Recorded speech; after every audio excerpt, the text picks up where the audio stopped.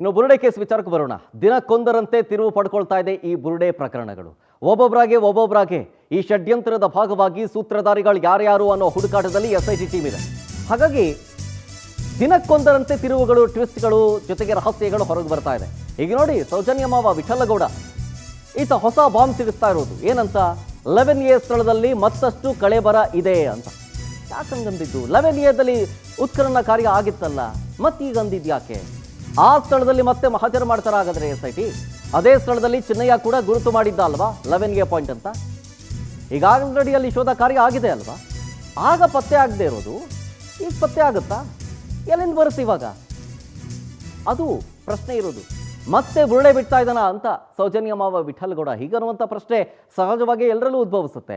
11A ಪಾಯಿಂಟ್ನಲ್ಲಿ ನಾನು ನೋಡಿದ್ದೀನಿ ಅಸ್ಥಿಪಂಜರಗಳು 5-6 ಇದ್ವು ಅಂತ ವಿಠಲಗೌಡ ಹೇಳೋದು. ಅದೇ ಸ್ಥಳದಲ್ವಾ ಚಿನ್ನಯ್ಯ ಮಾರ್ಕ್ ಮಾಡಿದ್ದು 11A ಪಾಯಿಂಟು.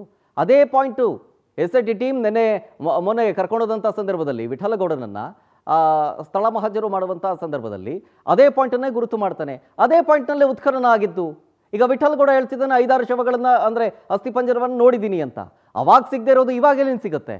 ಹಾಗಾಗಿ ಮತ್ತೆ ಬುರುಡೆ ಬಿಡ್ತಾ ಇದ್ದಾನೆ ಈ ವಿಠಲಗೌಡ ಅನ್ನೋದು ಪ್ರಶ್ನೆ.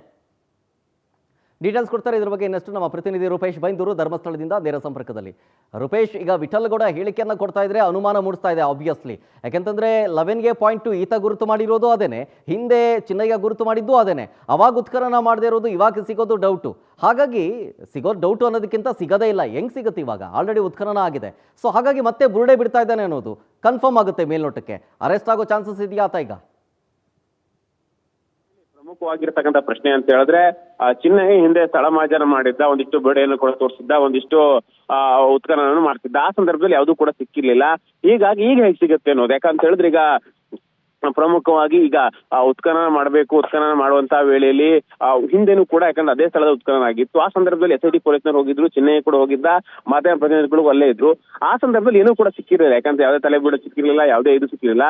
ಈಗ ಸಡನ್ ಆಗಿ ಹೇಳಿದ್ರೆ 5-6 ಇದೆ, 5-8 ಅಂತ ಹೇಳ್ತಾನೆ. ಒಟ್ಟು ಮೊದಲ ಬಾರಿ 3 ನೋಡಿದೆ, ಅದಾದ ಬಳಿಕವಾಗಿ 5 ನೋಡಿದೆ ಅಂತ ಹೇಳ್ತಾನೆ. ಈ ಸಂದರ್ಭದಲ್ಲಿ ಸಡನ್ ಆಗಿ ಸಿಗ್ಲಿಕ್ಕೆ ಏನ್ ಕಾರಣ ಅಂತ ಹೇಳಿ ಹೇಳ್ತಾನೆ. ಹೀಗಾಗಿ ಈಗ ಇದು ಪ್ರಶ್ನೆಗಳಿರ್ತಕ್ಕಂಥದ್ದು. ಹೀಗಾಗಿ ಇಲ್ಲಿ ಹೇಳ್ತಕ್ಕಂಥದ್ದು ಸ್ಥಳ ತಲೆಬುಡಗಳಿದೆ ಅಂತ ಹೇಳ್ತಾನೆ, ಬೇರೆ ಬೇರೆ ರೀತಿಯಾಗಿರ್ತಕ್ಕಂಥ ವಾಮಾಚಾರ ಮಾಡಿರೋ ಸಂಖ್ಯೆ ಇದೆ ಅಂತ ಹೇಳ್ತಾನೆ. ಹೀಗಾಗಿ ಇದನ್ನ ನಂಬೋದು ಹೇಗಂತೇಳಿ SIT ಅಧಿಕಾರಿಗಳು ಅನ್ಕೊಂಡ್ ಕಾಣ್ತಾ ಇದೆ. ಹೀಗಾಗಿ ಮೊದಲನೇದಾಗಿ ಸ್ಥಳಕ್ಕೆ ಸಂಬಂಧಪಟ್ಟಂತ ಪರಿಶೀಲನೆಗಳಾಗಬೇಕು, ಬುರುಡೆ ಯಾರಂತ ಹೇಳಿ ಒಂದಿಷ್ಟು ಪತ್ತೆ ಹಚ್ಚಬೇಕು, FSL ಮಾಡಬೇಕು. ಹೀಗಾಗಿ ಇದೇನು ಮಾಡಿದ್ರೆ, ಯಾಕಂತ ಹೇಳಿದ್ರೆ ಅಲ್ಲಿರ್ತಕ್ಕಂಥ ಎಲ್ಲಾ ತಲೆಬುಡಗಳನ್ನ ತೆಗೆದು ಉತ್ಖನನ ಮಾಡಿ ಮಹಾಜರುಗಳು ಮಾಡಿ ಮತ್ತೆ ಪುನಃ ಈಗ ಇದಕ್ಕೆ ಸಂಬಂಧಪಟ್ಟಂತೆ ಈಗ ಮತ್ತೆ ಪುನಃ ಏನಾದ್ರು ಕ್ರಮನ ತೆಗೆದುಕೊಳ್ಬೇಕಾ ಅಥವಾ ಈಗ FSL ಕಳಿಸ್ಬೇಕು ಅಂತೇಳಿ ಚರ್ಚೆಗಳನ್ನ ಮಾಡಲಾಗ್ತಾ ಇದೆ. ಹೀಗಾಗಿ ಮತ್ತೆ ಪುನಃ SIT ಮುಖ್ಯಸ್ಥರು ಬರ್ತಾರೆ. SIT ಮುಖ್ಯಸ್ಥರು ಬಂದಾಗ ಏನ್ ಮಾಡ್ಬೇಕು ಅಂತೇಳಿ ಚಿಂತನೆ ಮಾಡ್ತಾರೆ. ಸದ್ಯಕ್ಕೆ ಈಗ ವಿಠಲಗೌಡ ಹೇಳ್ತಕ್ಕಂಥದ್ದು ನಂಬೋದಕ್ಕೆ ಸಾಧ್ಯ ಆಗಿರ್ತಕ್ಕಂಥ ಮಾತು ಶರತ್.